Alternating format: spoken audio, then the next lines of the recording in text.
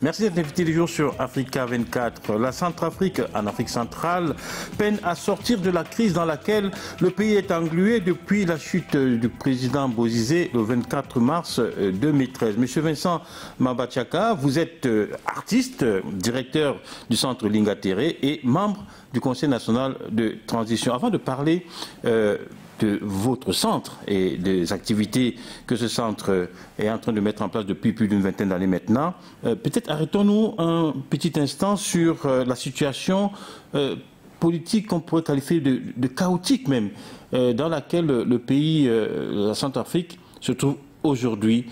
Comment expliquer cette situation? Il faut dire tout simplement que ce n'est pas chaotique, c'est plus que dramatique. Moi, je parle et c'est de la barbarie. Et cette barbarie-là, je l'impute, moi, à une classe politique défaillante depuis plusieurs générations, depuis la mort de Boganda.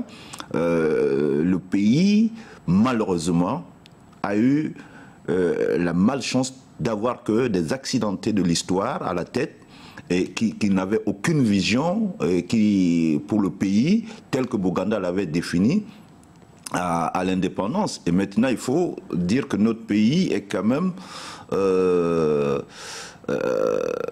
au centre de l'Afrique, mais avec des potentialités géologiques énormes qui ont attisé la convoitise, et n'ayant pas de dirigeants politiques visionnaires, responsables, ils ont été manipulés, que ce soit par l'ancienne puissance coloniale au départ et aujourd'hui par quelques leaders au niveau de la sous-région de l'Afrique centrale.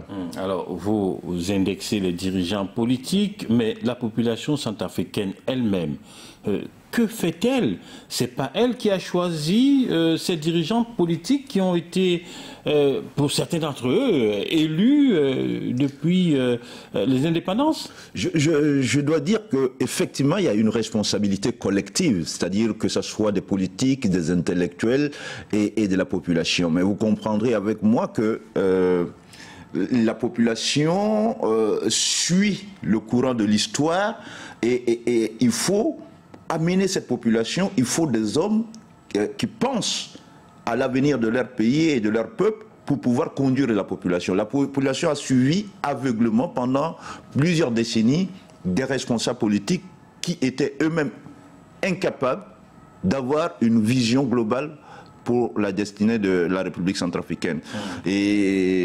Mais à différents moments de l'histoire du pays, cette population, que ce soit à travers la jeunesse, a essayé de remettre cela en cause.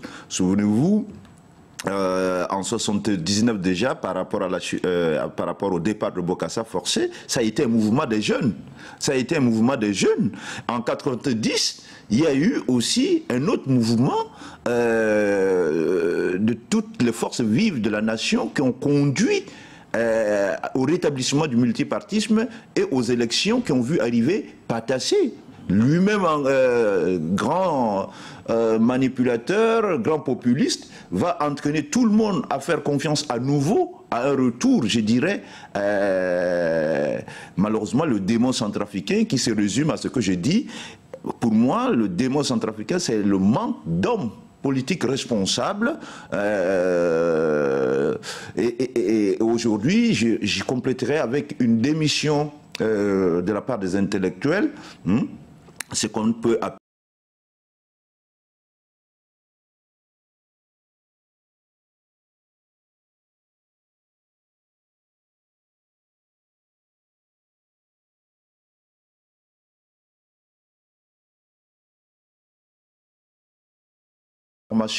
à une jeunesse qui est plus en plus importante et plus nombreuse en Afrique, en Centrafrique comme en Afrique, comme vous le savez. Puisque vous parlez d'intellectuels, vous parlez d'éducation, vous parlez de la jeunesse, vous-même, vous êtes artiste, ça ne vous a pas empêché d'être également membre du Conseil national de transition, qui est une instance politique. Est-ce que c'est le rôle d'un artiste d'adhérer dans une instance politique? Je dois dire que c'est une très très très bonne question. Ça fait plus de 20 ans quand j'ai terminé mes études ici, je suis rentré, je n'ai pas choisi la fonction publique. J'ai pensé que ma mission pour accompagner mon pays était d'avoir un lieu culturel qui pouvait servir non seulement aux jeunes artistes centrafricains, mais à l'ensemble de l'Afrique, et plus particulièrement de la région Afrique centrale. Ce centre a permis de former plusieurs jeunes artistes qui aujourd'hui sont sur la scène internationale.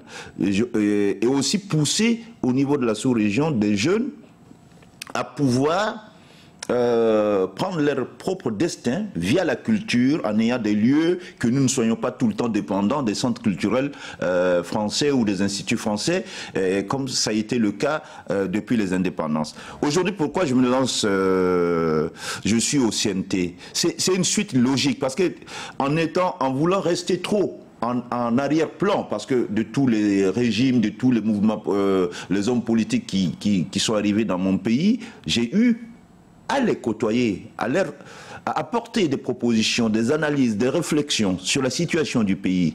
Mais je me suis rendu compte, je ne suis pas le seul, le CNT, ce n'est pas seulement Mamba Chaka, c'est aussi un certain nombre de gens qui font partie d'une société civile centrafricaine qui jusqu'à là était en marge de la politique. Aujourd'hui, vous voyez, le pays, comme vous l'avez dit tout à l'heure, est dans le chaos.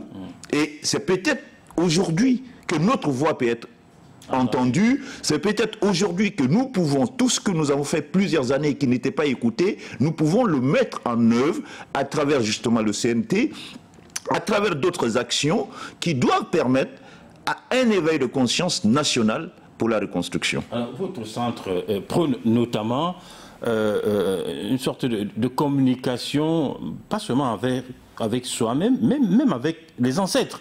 Ouais. Une sorte de retour aux sources. C'est ce qui manque à la Centrafrique aujourd'hui et à l'Afrique en général?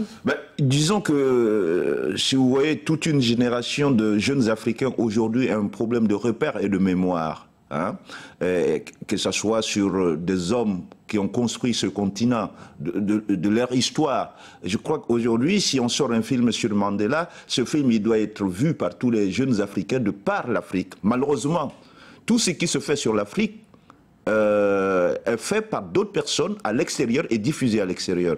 Et je pense que le pari aujourd'hui, pour éveiller la conscience africaine et des jeunes, c'est que sur le sol africain, ou en dehors de l'Afrique, l'image et l'histoire de l'Afrique soient portées par des Africains eux-mêmes, écrites par les Africains eux-mêmes. Et en cela, je crois que ce que Africa 24 fait est merveilleux, d'avoir des Africains qui peuvent donner une image positive de l'Afrique. Et je pense que nous, en travaillant sur place, c'est ce que nous voulons faire.